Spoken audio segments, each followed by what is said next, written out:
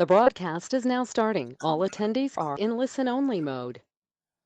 Hey everybody, and welcome to today's webinar, Offender Reentry Programs, Housing Options for Successful Reentry. This webinar is part of a series in a BJA grant-funded project, as well as to provide professional development opportunities virtually during the current coronavirus pandemic. Before we start our broadcast, I just wanted to make you guys aware of a few things. Everyone will be on mute. If you have any technical difficulties, just pass that along to us in the chat section. And if you have any questions for the presenters, please use the questions panel. Put those questions in. I believe we're going to do all the questions at the end. Yeah, and I think that's all the housekeeping stuff. The broadcast is going to be recorded, so if you guys miss something or want to watch it again, you'll be able to find it probably in a week or so on our APPA YouTube channel, as well as APPA Connect on our APPA website.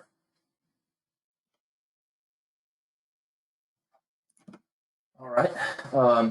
Just to show this to you guys before we get started here, APPA has kind of compiled a list of key resources around COVID for community corrections, just around probation, parole, and CDC articles and things like that. So if you're inclined, feel free to join. Go to our APPA website and click on that link and utilizing the resources that we provide there. All right, let's talk about Tony, and then we'll get this thing underway. Tony Fish is an enrolled member of Muscogee Creek Nation and currently serves as the director of the Tribes Mitigation Program. Tony received his education from Mid-America Christian University while studying criminal justice management and public administration. In March of 2005, Tony assisted in development and implementation of the first ever tribal reintegration program for ex-prisoners. During his tenure, the Reentry program has received high honors from Harvard University's Honoring Nations Project on American Indian Economic Development. He's been a semifinalist for the Ash Institute for Democratic Governance and Innovation and Best Practices for Tribal Programs from the National Criminal Justice Association. Through his leadership, Tony's been able to secure funding to build a regional transitional living facility for returning citizens. And Tony's been an advocate for prisoner reentry, speaking at several national forums and appearing in the documentary Never Give Up. That was an exhibit at the Smithsonian Museum of American Indian Instrumental. Prior to coming to Muscogee Creek Nation, Tony served 8 years as a correctional officer, field training officer, and member of the Security Threat Group Task Force and a security sergeant. And with that, Tony, I'll hand it over to you. All right, thank you very much. Good afternoon, everybody. Welcome to the webinar. Coming to you from the Muscogee Creek Nation. Used to be, we're now considered a reservation due to recent Supreme Court rulings. So something that we're getting used to here. On this slide right here, it kind of shows you the boundaries of our reservation. Our reservation covers 8 full counties and parts of 3 others. And if you take our landmass and you could take that and equate it to that of the state of New Jersey, and it's equitable to that size. So we cover a lot of area, a lot of land, and you know, with the recent McGirt ruling, things have really changed within our boundaries. Used to be we were considered, we had trust lands, and basically was a checkerboard of various lands, and now we're considered a full-fledged reservation. So things are changing just a little bit, especially on on our youth side, and so we're eagerly anticipating those coming changes and making preparation for them. Next. Now, at the reintegration program, we have some core beliefs. We believe every citizen, even an ex-prisoner, is important. We believe every citizen is capable of change to become a positive and productive citizen. Now, whether they make that change to become a positive and productive citizen is on them, but we want to give them the tools and the avenue to make that happen. We believe every citizen is an investment in our nation's strength and our sovereignty, because we're doing something for them that normal services do not address, as far as having a felony conviction, A lot of services you're automatically disqualified, and housing is one of those based on having a felony conviction. So we believe what we can do to help this population is an investment back into who we are. And we believe through our efforts, we can reclaim our citizens and restore them back into a culture that embraces healing and restoration of the person. And that's basically our culture. That's who we are.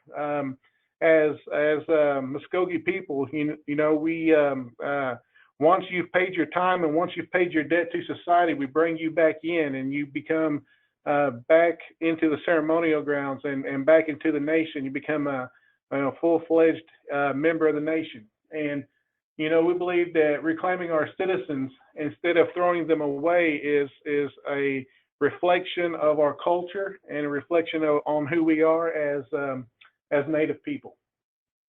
Next.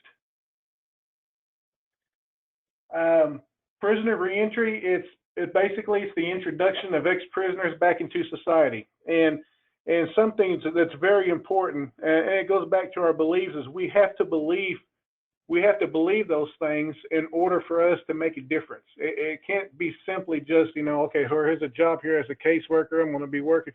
We got to believe in the person we're working for and working with and provide the most opportunities we can for them to succeed. And we do that in various ways. It's intended to create safer streets for our communities, safer streets for our elders, for our children.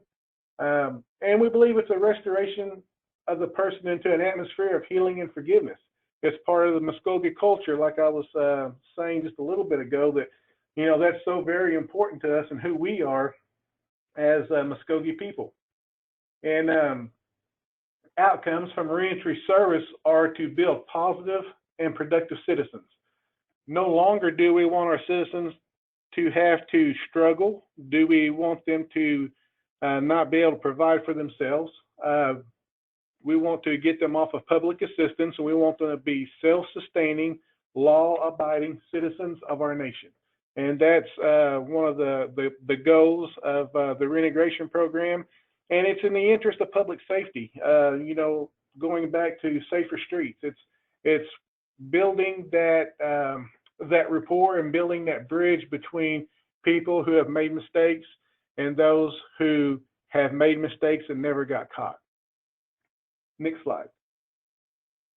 Now, talking specifically about housing options, it's been my experience, housing is the key resource needed to build everything else around.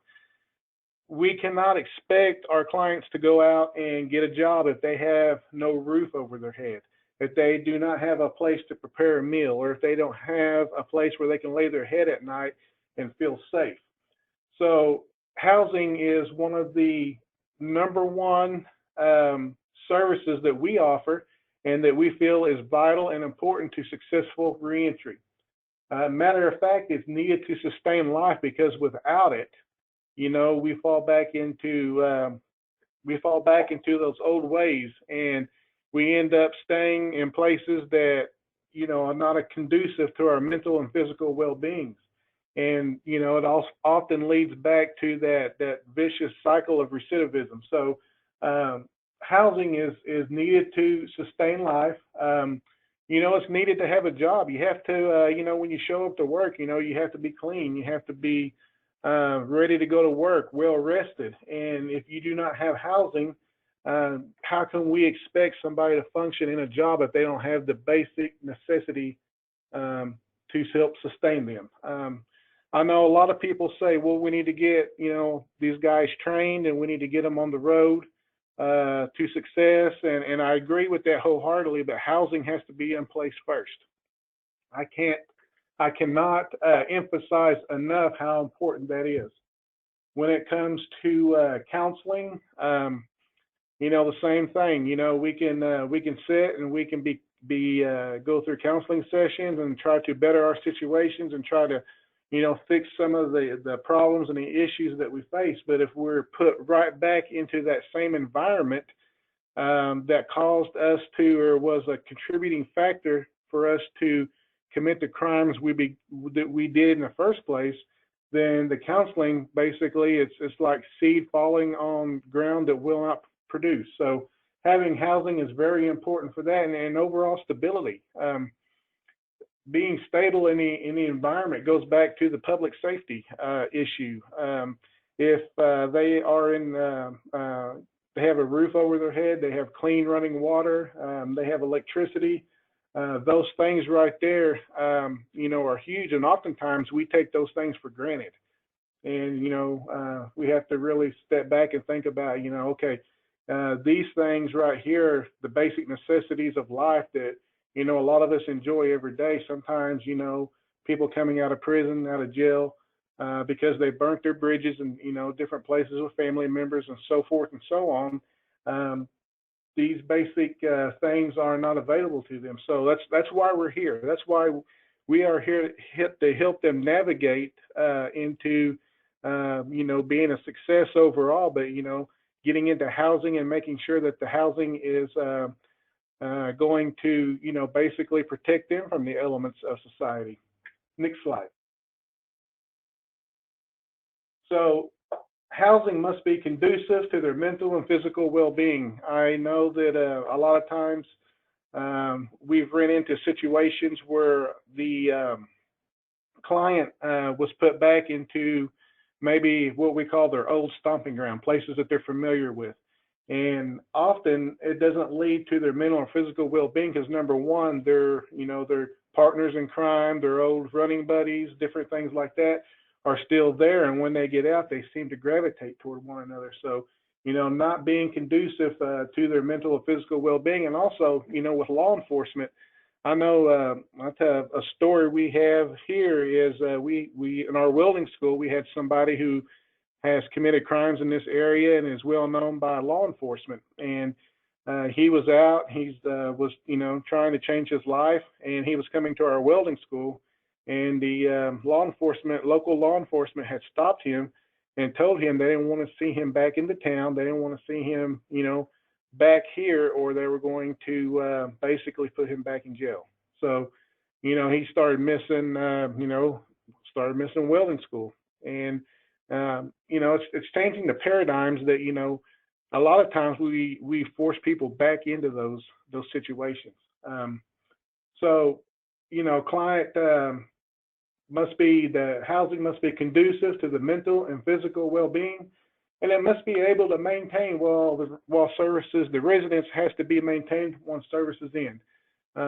Sometimes we get clients that want to come out and they want to find, say, a house in about the $800 to $900 range, but they had little skills, or the type of job that they would be put into would not be able to, cover the rent plus the utilities and everything else. So we look for and James will probably talk about a little bit about the budget process part, but getting them in a place that they must be able to maintain once services in. That way they can stay in that apartment and they can grow. And I tell them, I said, this is a starting point. It is not a destination. So, you may start here in a house. You may not like the house or like where it's at, but remember, it's a starting point, and this is just a stepping stone to get you to the next level. Next slide.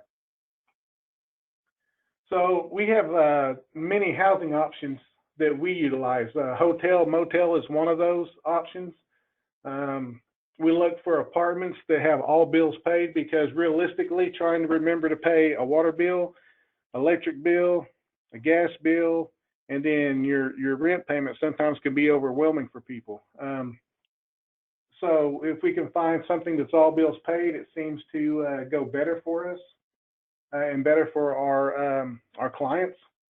We look for rent houses, places that they can rent, and we build a relationship with our landlords. Travel trailers, it says on the slide for significant others. That's actually supposed to be sex offenders, because there's so many statutes that limit where they can reside. So in order for us to address the needs of them, we have some trailers that we can set out that's, usually out in the country or different places where we can, maintain and provide services for that population as well. Sober living homes are really huge. We use different places for sober living environment. Having that environment where everybody's sober but have been through the same issues that you have faced, is, to me, it's key in finding success.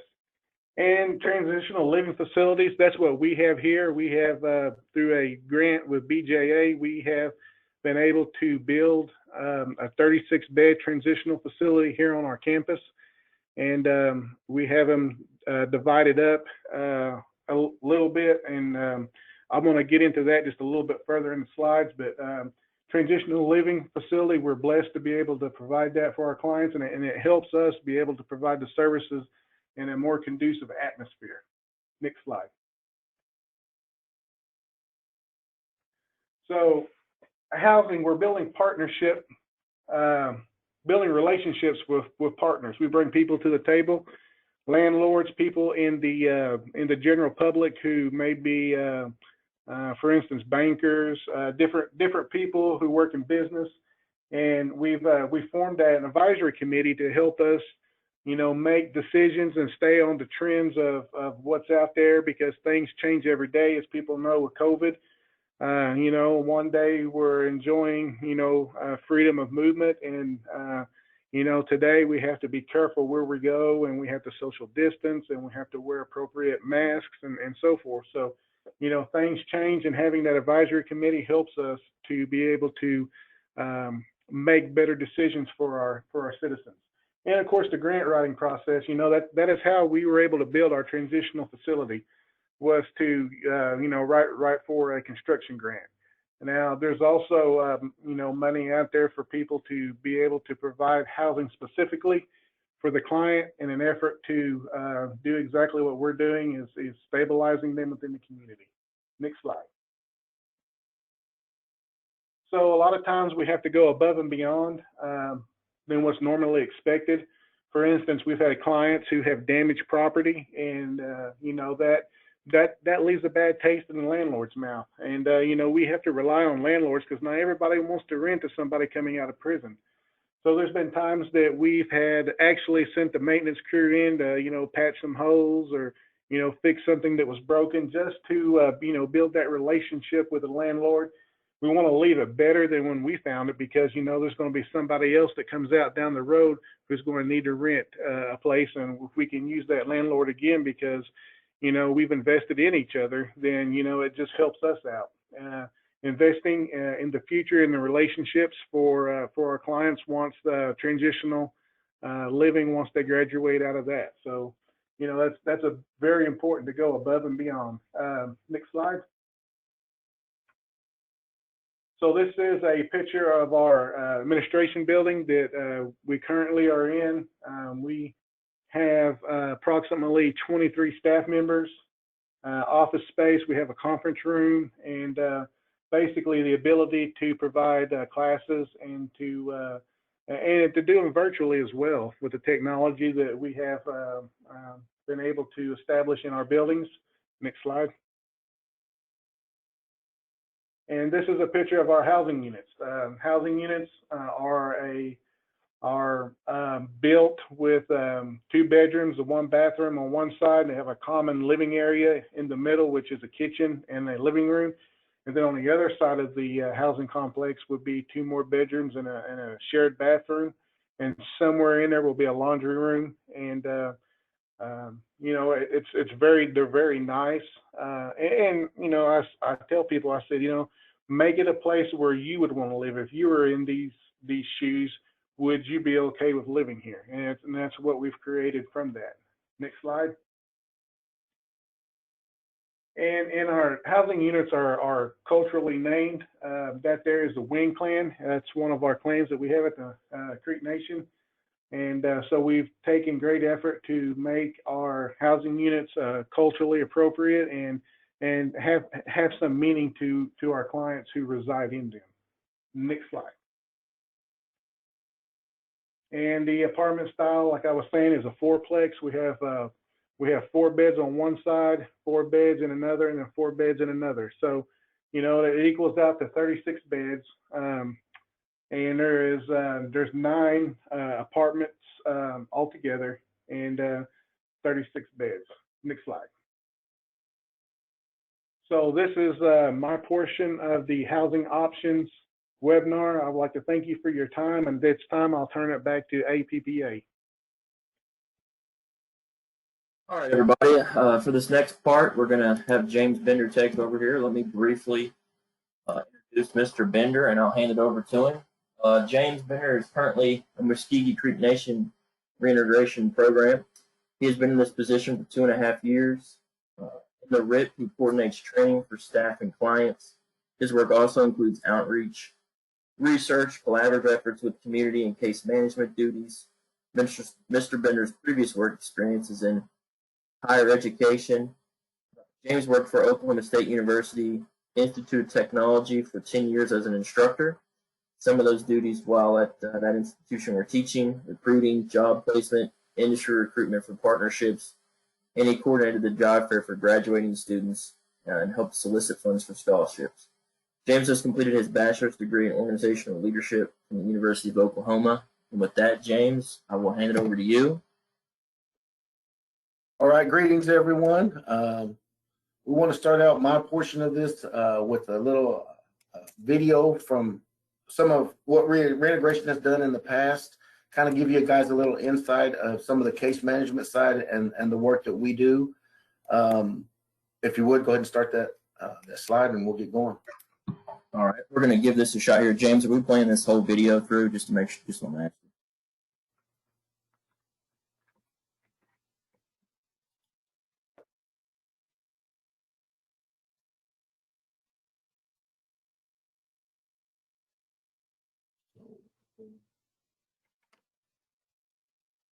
There we go.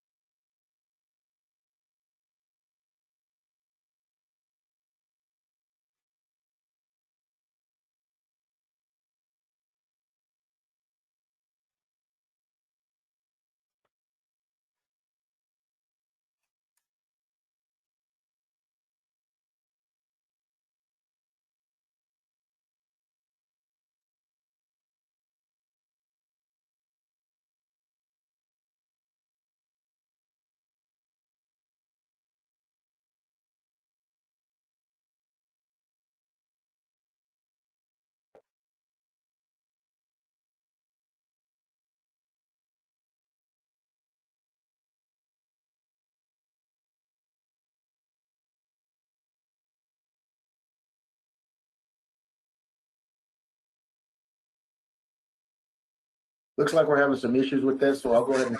Sorry, guys. I'm gonna restart it. Sorry about that, James. I hadn't done this before. We're gonna restart it, guys, with the sound and everything. Right?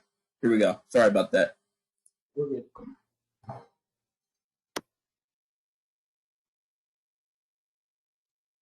To me means healing and forgiveness of the person.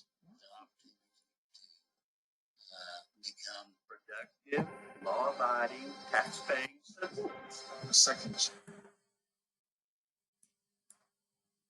Sorry, guys. When I click off my monitor, it stops the video, and I didn't know that. So I'll just have to not touch my computer. So here we go. Sorry about that. Reintegration means. So reintegration to me means healing and forgiveness of the person. The opportunity to become productive, law-abiding, tax-paying citizens. A second chance. Applying yourself after all this dead time to go out there and the world has changed. Helping me better myself and get back into the community as a better person. What I would call reintegration hope for a person like me.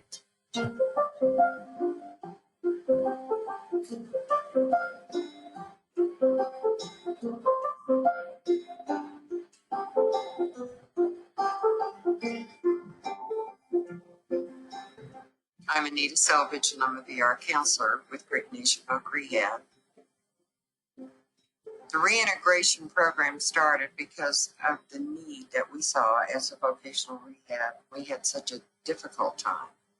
placing felons. They were coming out of prison, falling through the cracks. They had no supports in place. There were stricter rules about hiring felons than there is today, and we would lose them. I tried to go to work at an animal shelter shoveling dog feces, and they said, no, I can't hire you because you're a felon.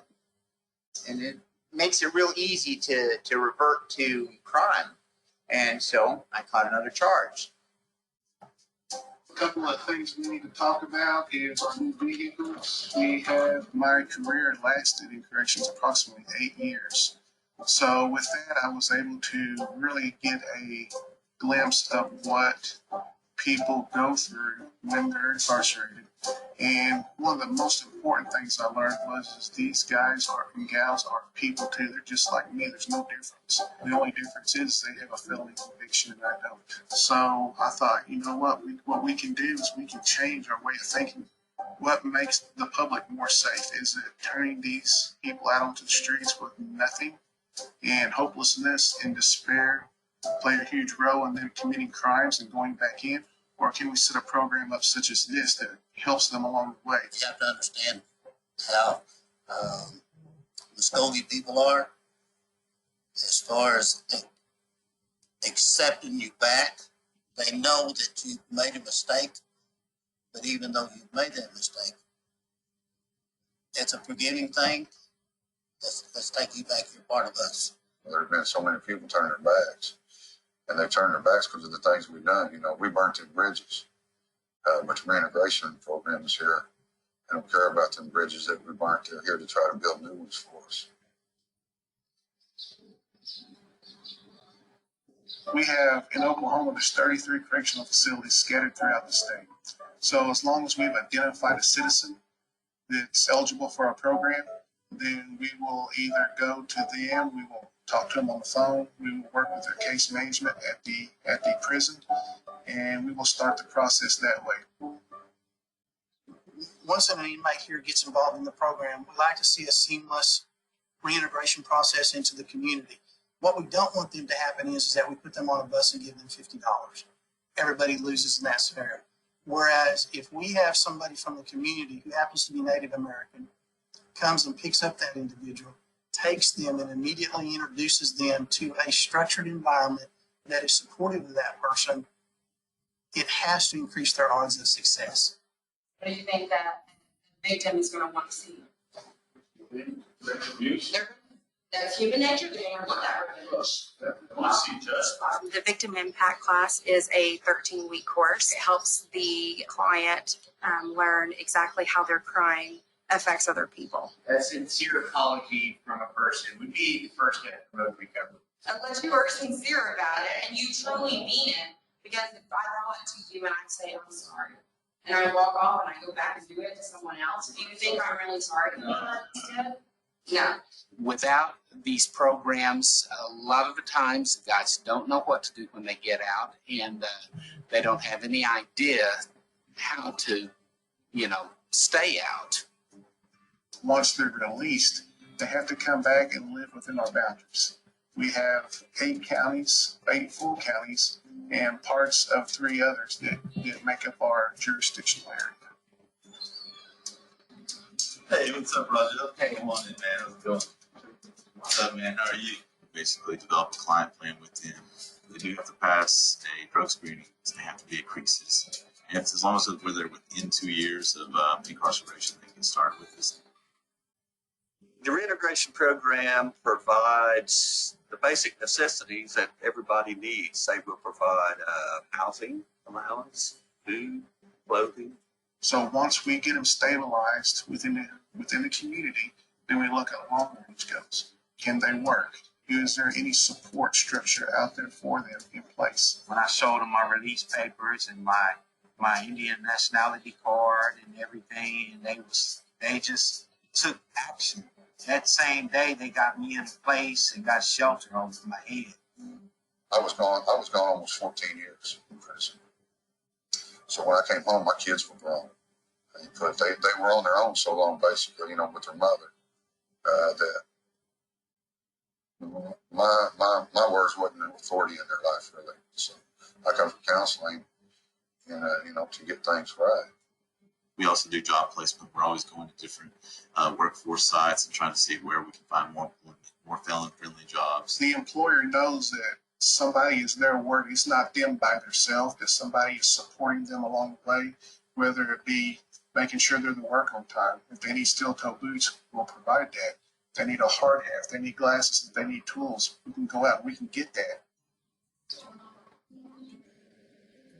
We ask that our clients keep in contact with us once a week so that we can be sure that they are on track. We do call the probation officers on a regular basis to make sure that they're checking in.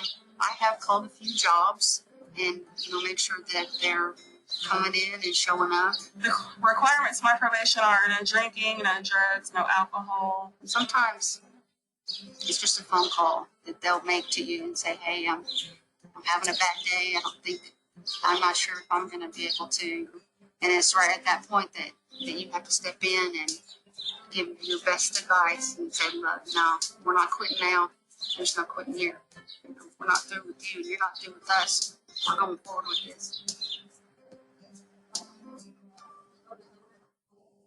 My name is Allison McCall. I work for Muskogee Creek Nation Family Violence Prevention. I have 7 felonies. They just kind of spiraled one right after the other. I was sentenced to a year in county in 2012, and I did half of that, and I got out and reoffended. I went back in December of 2012. My whole experience took a big toll on my family. My mom, she suffered a heart attack while I was in prison. It would tear me up when I would have to go see her. And just wondering, what went wrong? Just what went wrong?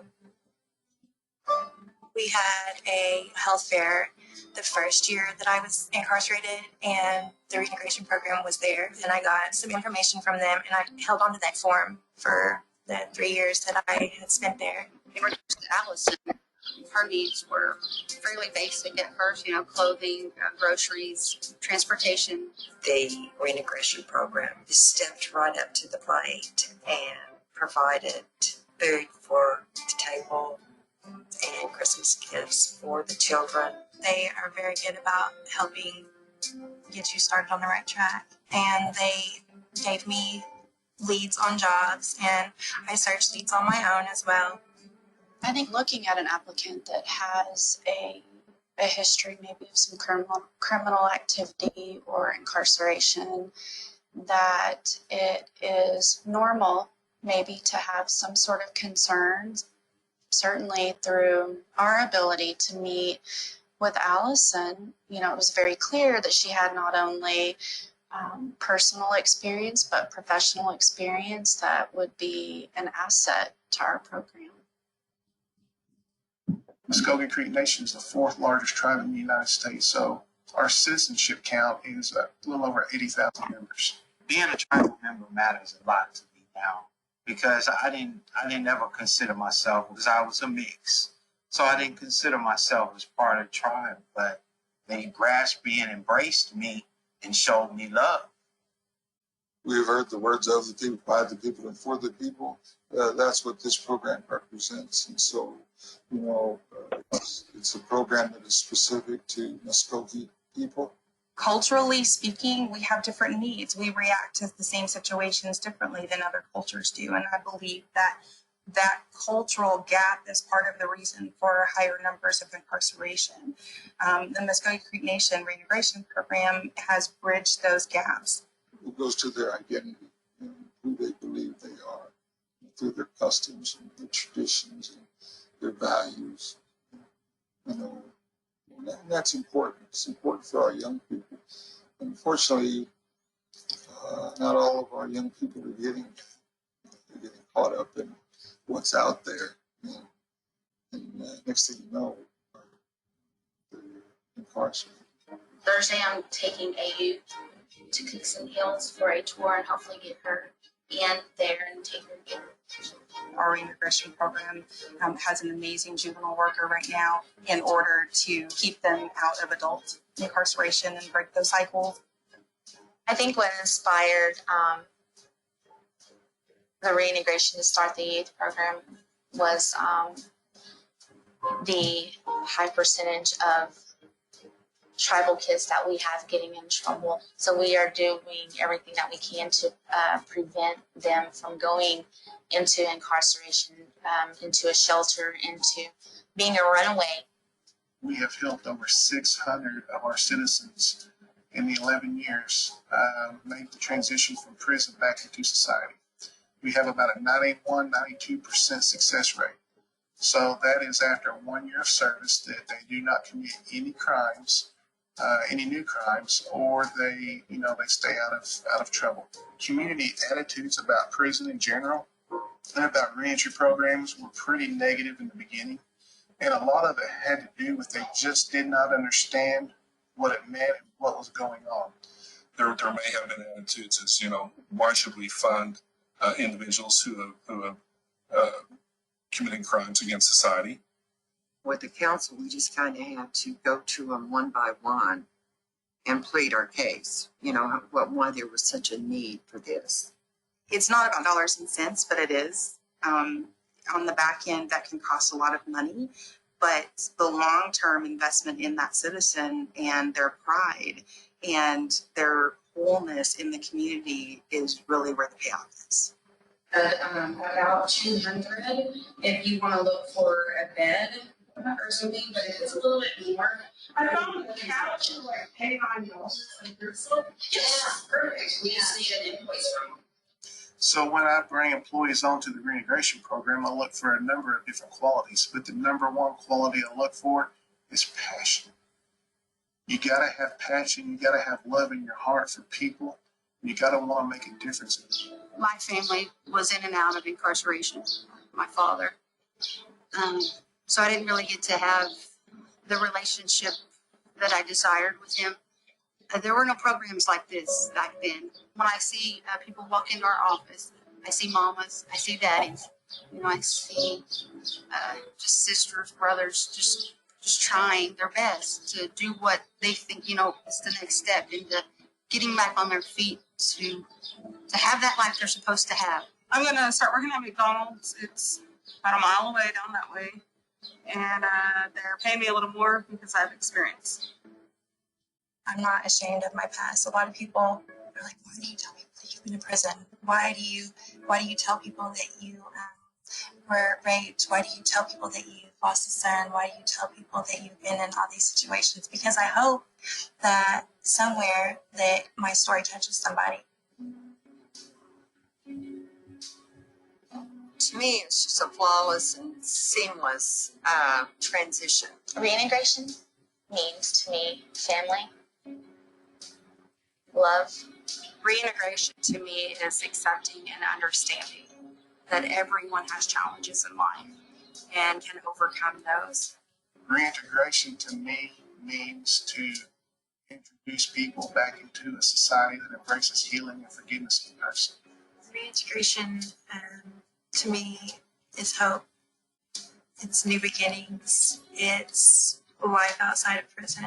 It's a new start. It's second chances or third, however many it takes. It's just,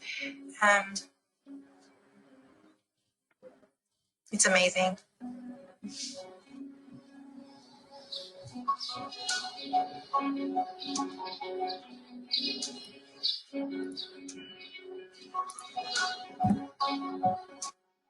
All right, thank you. I just thought that we would start with that film to kind of give you guys a little insight on what we do here at the Muskogee Creek Nation Reintegration Program.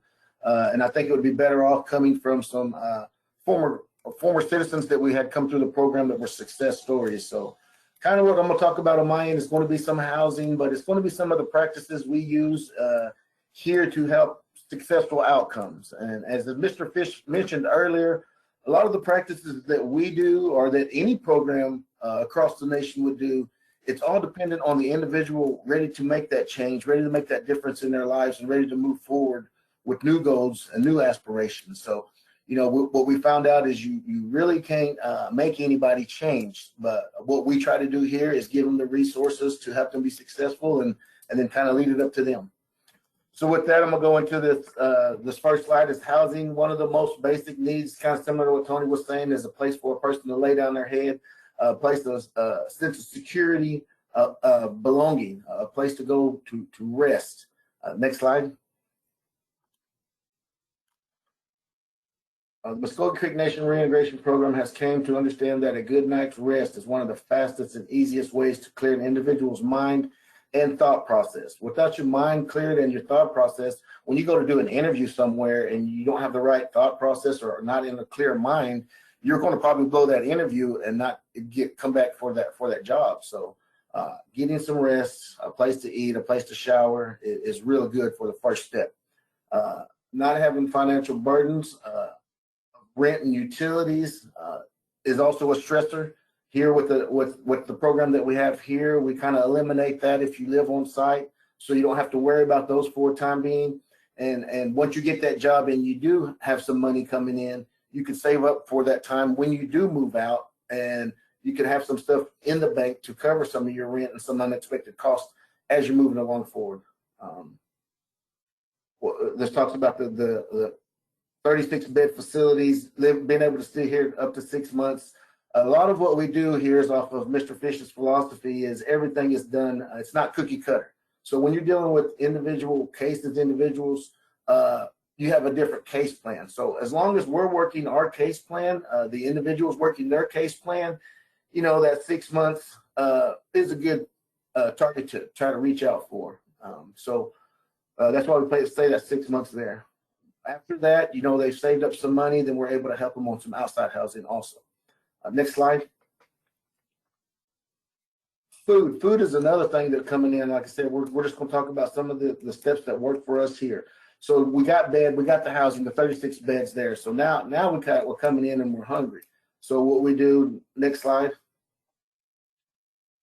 is we have some funds. So what we'll do is we'll address that factor. The Muskogee Creek Nation program provides emergency food allowance to all clients on their first day of entry.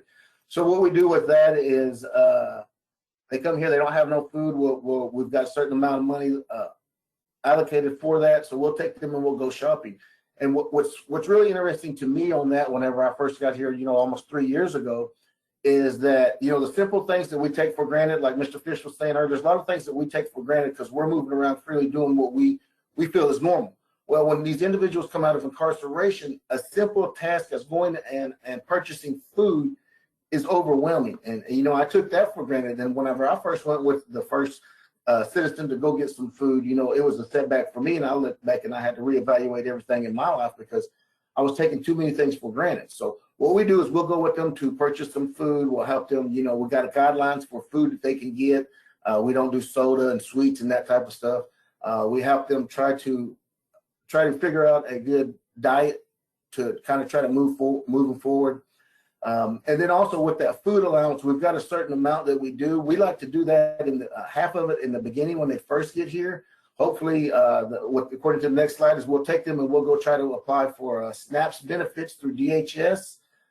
If they're not qualified for the SNAPS benefits, we take that denial letter and we'll go down to our Muskogee Creek Nation food distribution program, and usually they'll get accepted into that program if they get denied for the SNAPS. So with that, going back to our food allowance, we try to get half in the beginning. So that way, as we progress through our plan, the citizens plan, when we move them out of our living facility, we would like to stock their refrigerator and pantries with the remaining amount of food allowance. So that's kind of a reward at the end. So when they move out, that they'll also have some food so they don't have that added expense or stressor whenever they move out. Next slide. One of the keys that you guys hear everywhere, anywhere you go, and I thought this was a great quote by Nelson Mandela: education is the most powerful weapon which you can use to change the world. I think that just speaks for itself. So with that, next slide, please. We go with our citizens and come up with a basic case plan for their educational future. Some of these individuals we have come to our program may have been incarcerated since they were, you know, juveniles. Some of them may not have received their GEDs. So what we do is we start evaluating and figuring out what their goals are and figuring out what we need to do to move forward. So if a client requests information on a vocational training school or higher educational institution, their caseworker will help with some research on that industry so there's no time or energy wasted. If that industry is not felon friendly, then we don't need to go get our education on it or waste any more time on it. Then we also look up for the proper learning institution that's going to best fit their goals and their wants moving forward. We also collaborate with other programs within the Muskogee Creek Nation, such as higher education, employment and training, and scholarship foundations. These individuals have counselors there that will help guide citizens to their educational goals. We also here at the Muskogee Creek Nation Integration has established a welding program in a collaborative effort with Oklahoma State University Institute of Technology. What we do with that is we take our clients that come in, have minimal skills, and ones that are interested in the welding industry, we'll ask the participants to go do some research on the industry, making sure that's something they want to do. If it's something they want to do, we've got a requirement list that they've got to go through and check all the boxes off. And then if that's good, then we put them in our welding program. They go through the welding program. It's an 8-week program. At the end, OSU Institute of Technology will help with job placement. We also have an outreach specialist here that will go out and help with job placement. So I think that, having the housing is awesome. Then you get the sustainable income through training or education that's going to be beneficial for long-term goals. Next slide, please. Employment. Next slide. So what we do, the first step in ensuring individuals go to become self-sufficient or reintegrated member of society is fill gainful employment. Upon entering the Muskogee Creek Nation Reintegration Program, each caseworker meets with the client to discuss all previous work history, skills, and location of which client intends to stay. That is another big key whenever we're doing this, is sitting down and discussing with the individuals where they want to be, what they want to do. It does us no good to go out into the community, find a job, that we think is good, but it don't fulfill the needs of the individual. So now we've wasted time and energy. So it's good that our caseworkers sit down and meet with these individuals and figure out their work history, their skills, and what they're really wanting to do and what they like. While in the program, there are several local businesses that the Muskogee Creek Nation program has developed a good relationship, like Mr. Fish was talking about. I think we have a pretty good community here in the area that we're at. They come to the table, they come to the advisory meeting, and then we just discussed about new trends, like Mr. Fish was saying, businesses, where they're needing help, where they're needing trained individuals, where to get that training. We've got training institutions locally that will work with us and try to customize that training towards that. So I think one of the big factors in success of reentry is the participants' willingness to make the change, and then also a community that's willing to accept the change and move forward with the individual. We also work with employment and training. They offer an adult work experience. This helps us out a lot with getting our foot in the door with employment. So with that program, the employment and training will pay the wages for up to 3 months for on-the-job training. As long as that job is going to lead to full-time employment, that they will pay that. So basically, the employer is getting a temporary employee to prove themselves to the individual at no cost, because the employment and training covers the wages, and then also the insurance is on the individual. So that helps us get our foot in the door a lot easier and a lot faster. So without these other programs, like I was saying, that we need a community to help get these guys back to going. It would make it hard for us to get even in the door to ask for an application or that job. Next slide. Okay, I guess that was it. All right, thank you, Mr. Bender, Mr. Fish, for your presentation today. We do have a few questions here, if you all would care to address those. One says you talked about repairs you would do if an individual wrecked a home. Is that something that is signed into the lease, or how does that work with the landlord? And what is the total amount of money that you would give to a home for repairs? You want to go ahead, Tony? Yes, so that's something not normally worked into a lease. A lot of times we have a deposit that we put down with the lease agreement, but we don't, we don't say, okay, if they tear something up, we're going to come back and fix it. We'll take it on a case-by-case basis, And, you know, a lot of times that if it's something that we could do that's not really, not a lot of cost involved, for instance, you know, a little bit of mud and tape and maybe a little bit of sheetrock doesn't cost that much to fix. And we really don't have a price on it, but I would not go over, say, $500 on a repair because understand the landlord does assume some risk when he does rent to somebody, whether it's us or somebody off the street, not even related to our program. So, you know, they know that going into it, and but we just try to go above and beyond and do our best to, you know, keep them happy. So if we ever need to rent from them again, we have that option. Also, just to add a little bit more to what we've done also here in the recent past is we've gone in and made sure that the landlord understood, you know, that deposit and the agreement is between the citizen and the landlord themselves, not the reintegration program. So we make sure that they really understand that before moving forward also. And you spoke to a lot of collaborations and partnerships with other vocational and educational institutes.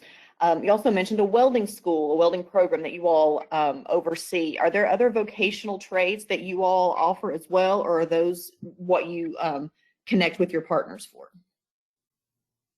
That is just what we've done initially to start. We found that is more of a felon-friendly industry, so it's kind of an easier jump start for us to get going.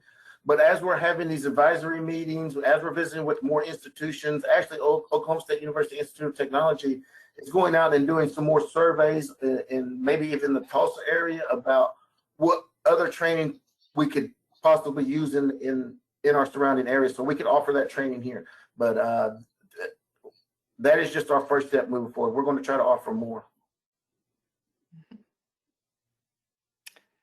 Okay, that's all that I see at the moment. If the audience has any additional questions, we've got just a couple more slides to go over, but you still have some time to submit those as well. Just want to again thank Mr. Bender and Mr. Fish so much for their time and sharing their expertise and their experience with us today. We just want to encourage all of you who are in attendance today, if you're not a member of APPA, we encourage you to join. Right now, this is a very dynamic time in the field of community corrections. So much going on with talks of reform and how we can always make the field better and do more for all of those who are coming back into society, who are going through the reentry process. And we just really want to be a great resource and a great organization to help all of you come together and let's just engage together and strengthen this industry as a whole. So if you're interested in becoming a member, you can log on to our website and find more information there. For $50 is the cost of an individual membership. Of course, you can always contact APPA and we can give you more information as well. Next slide. And also here, just want to remind everyone about the Tribal Community Corrections Support Center. This is a great resource for a lot of tribal related resources for technical assistance. It speaks about all the work that's been done in still continuing within tribal communities. And it's just a great resource out there. So if you haven't visited the website, we encourage you to go there and just see everything that it has to offer. Our colleague at APPA, Nan Benali, is very active in reaching out and connecting people with the proper resources and so forth. So again, we just encourage you to visit TCCSC for more information and more resources. And so, Mr. Fish, Mr. Bender, if you have any closing comments, anything else that you would like to share with our audience?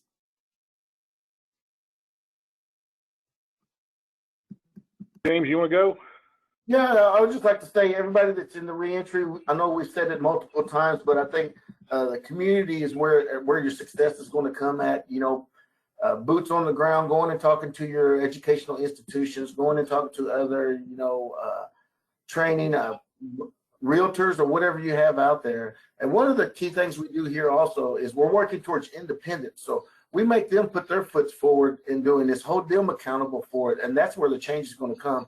If you start doing everything for these individuals, then they're going to expect it, then they're going to want you to do it. So what we try to do with our case plan is it has to be the individual making the moves, and we're there to back them up and be resources for them. Mm-hmm. It looks like we've had a couple more questions come in. What are some things that you would advise to organizations that are beginning housing programs? I know not every organization or agency is set up to have sort of the facility that you all have. That's really unique there. But if other agencies are looking to begin these housing programs, what are some advice that you would give them? The advice I would give them is to, just take baby steps and to make sure you have a good set of policy and procedure in place. For us, a lot of, in the very beginning, we were kind of thrown into it, and we had to kind of build the airplane as we were flying it. And, and sometimes it still feels that way. But, just having a good set of policy and procedure, and then getting with people who have experience in the field, not necessarily have to recreate the wheel, but take the wheel and make it your own is a good piece of advice. And to, just make sure that, you just take baby steps and don't rush into anything. And that right there alone is very helpful. And it appears in looking at your video that you shared with us that most people who come through this program are very grateful for the opportunities and for the assistance. How would you really approach someone who maybe was brought into this program that maybe didn't really have the best attitude? Like, how do you kind of help get them on the right track? Did we get that one, Mr. Fish? Yeah, go ahead. Well, we have that video portrayed a lot of the positive side. You do have a lot of negative that comes in, and that's why I was saying on the case management side, we've got to make sure we got the individual that's willing to move forward and try to do these things. So we're a resource to help them. We'll say, here, you need to contact these people, or here, you need to go do this. And if they're not willing to do it, then we sometimes maybe don't exert as much energy. Well, exert as much energy as needed. That change of mind's got to come with that individual. And hopefully being the people around him, they'll see the success and want to change. But you guys got to realize you're not going to change everybody. Some people are stuck in their ways, and it is how it is, and they're just there to use your services. All right, it looks like some have asked that you'd mentioned some documents in parts of this presentation, and some are asking maybe to get some access to those documents. If you all want to share those with APPA, we can certainly share those with the audience. But I believe that is, the policies and procedures that you all were referencing. Yes, if you want to share those with APPA, we can certainly, again, share those with our attendees. But it looks like that's about all the questions that we've had come in at this point. And if either of you gentlemen have no more further comments to share, we will conclude today's presentation. But again, thank you everyone for attending today. And thank you, Mr. Bender and Mr. Fish, for again sharing with us your experiences with reentry and offering some great insight and some great advice to those who are going through the program and really what it takes. It looks like compassion is really the #1 ingredient when it comes to a successful reentry program. Absolutely. Thank you. Thank you. All right, it looks like we've got one last question that came in here. It says, what kind of grants or funding can we look into for our reentry programs? So for us, of course, we've had a number of different areas that we've applied for granting purposes. We have received grants to help build a greenhouse, and we have received grants from the Park Service for our youth to bring culture back in and teach the cultural side of things. Basically, through the Department of Justice, that's a very big resource. Being able to, through the CTASC projects and being able to, write for those as well has really, helped us through the years. Department of Labor, we currently have a grant with Department of Labor, and we provide specific job options for some of our veterans. And we basically look at a number of different areas to help with the funding shortfall that we face. And it's hard to pay for everything, but we try to bring as much to the table through grants as we can.